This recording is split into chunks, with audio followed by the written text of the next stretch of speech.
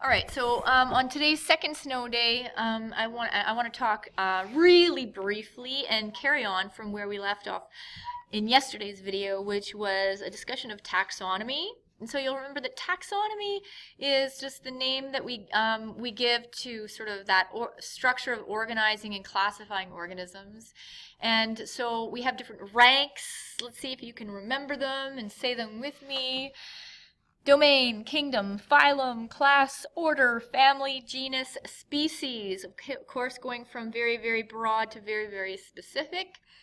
So Carl Linnaeus came up with that sort of system of ranking organisms and placing them into various orders of ranks of classification from broad to more specific. And so we looked yesterday at the gray wolf and how it was classified into various taxons. Remember, the taxon refers to the name of the rank. So I might have, a class that has a specific name. For instance, if I look at the genus, for the wolf, the genus is a particular rank, but the taxon for that rank would be Canis. We'll get into that, maybe review that in class again, because it is a little bit confusing. But back to Carl Linnaeus. So he was the first to use what we call binomial nomenclature. And so binomial nomenclature is just, nomenclature means naming. So, and bi meaning two. So it's a way of giving organisms a name that is comprised of two pieces. Okay, so it's a two-part scientific name, and we need to be really specific here. It is always italicized, and the names are given in Latin. And you're probably familiar with some of them.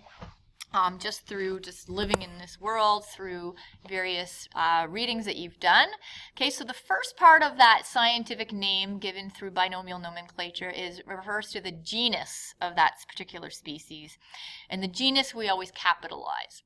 However, the second part of the name is the species. And so remember that species are those organisms that can interbreed and produce fertile offspring. So let's look at a few to give you a sense of it. So for the beaver, there's our beaver. Its name given through the taxonomic system that Carl Linnaeus developed. Its name is Castor canadensis, right? So castor, notice Castor canadensis, first of all, is all italicized.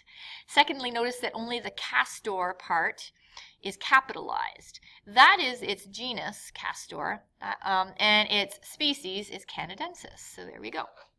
Okay, the common maple tree, here we have, has the name Acer rubrum. So Acer, presumably, is its genus, and rubrum is its species. Again, notice that it's all italicized, and the first name, the genus, is also capitalized. Okay, so here are another couple just for fun. Okay, so we have the North American black bear here is Ursus americanus. And we have the grizzly bear, Ursus horribilis, which I think is kind of a funny name. So there we have a few examples of how binomial nomenclature is presented in terms of its structure and its content.